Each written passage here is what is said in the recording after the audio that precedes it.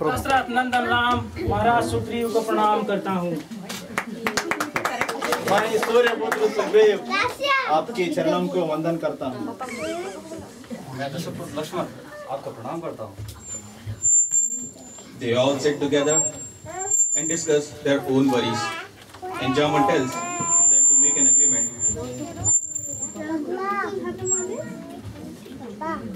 where Sugriv can help Shri Ram to bring Mother Sita back, and then Ramchandra should help Sugriv to get his kingdom back from his strong brother Bali.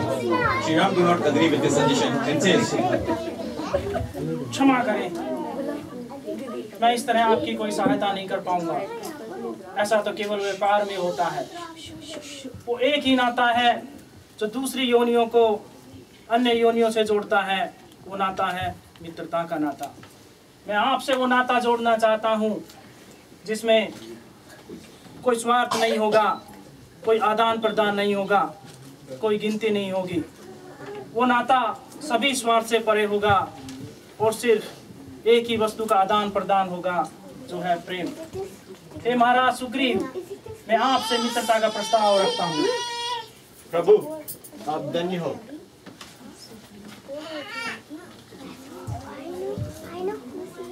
महाराज सुग्रीव, आप विस्तार में अपनी गाथा का वर्णन कर सकते हैं?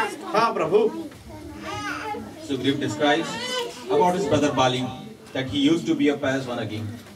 Once while Bali was fighting a Rakshas named Mayavi. Sugriv had mistaken the blood flowing out of the cave to be his brother's and blocked the entrance of the cave, assuming that his brother is dead. When Bali found out that the entrance of the cave is blocked, he journeyed back to the kingdom. He gets furious when he saw Sugriv ruling on his place. Sugriv tried to explain, but Bali was so angry that he did not listen and nearly killed Sugriv. Sugriv further explained his agony to Shri Ramchandra.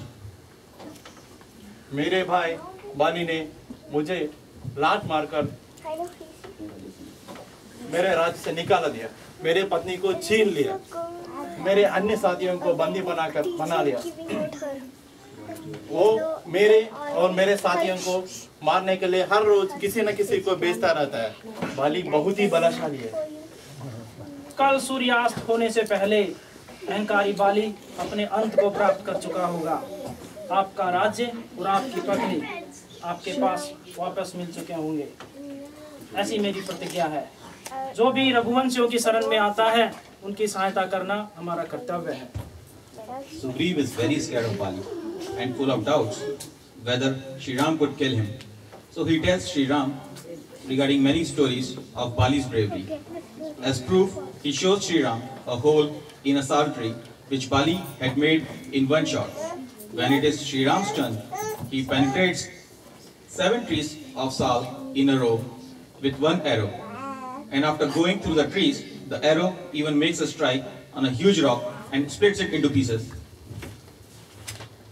जय हो प्रभु। हे महाराज बाली, सुग्रीव, क्या आपको अपने मित्र पर विश्वास हो गया? क्षमा कीजिए प्रभु, अभी मेरे विजय पर पूर्ण विश्वास है मेरे।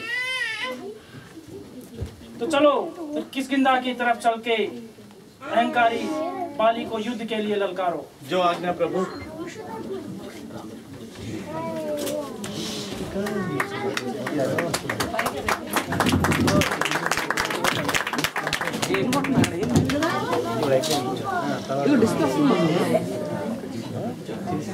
बाली, ओ बाली, बाहर निकल, चल आज से युद्ध कर। मैं आज अपना अपमान का बदला लूंगा। चल, बल है तो निकल बाहर। कौन है वो जिसने बाली को ललकारा? अरे सुग्रीव, हाँ तू? दिल में छुपे हुए चूहे, आज मैं तेरा वध करके ही मानूंगा। चल चल खुले मैदान में।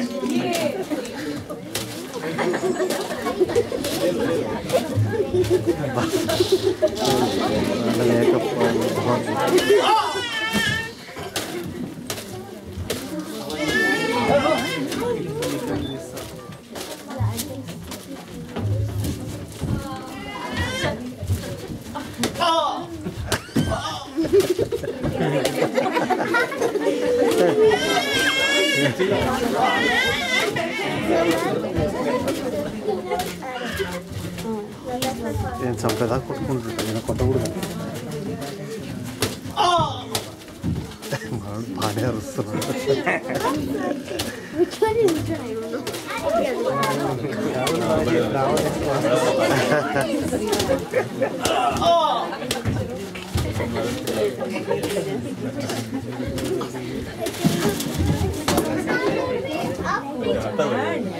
भ्राता लक्ष्मण, मैं बाली की तरफ निशाना साधने का प्रयास तो कर रहा हूँ, लेकिन दोनों भाइयों में साम्य होने के कारण कहीं मैं गलत निशाना न चला दूं।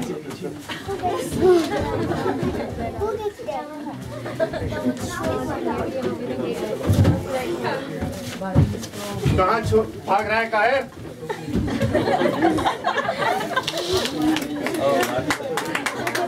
After first battle, Sugriv was with great agony.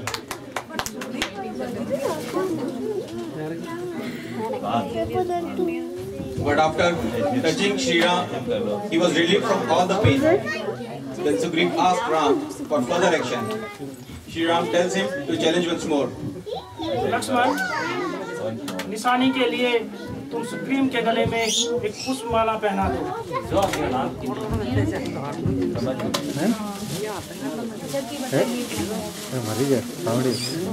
महाराज सुग्रीव, आप जाओ और फिर से बाली को युद्ध के लिए ललकारो। जो आज्ञा प्रभु।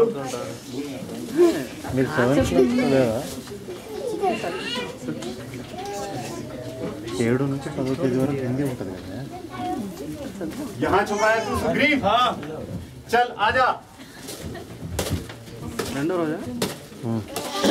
सेकंड राउंड పూమాల వేశారు అదే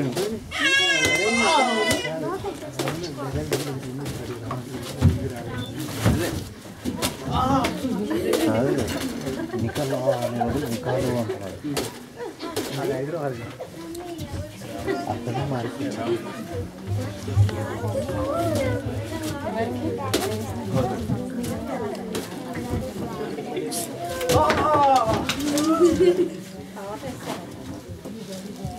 छल से मारा है मुझे कायर। तू क्या समझता है तेरी विजय हुई? तूने अपनी जाति के साथ देशद्रोह किया है। धिक्कार है तुझ पर। लक्ष्मण, जाओ और बाली के शरीर से बाण निकालो।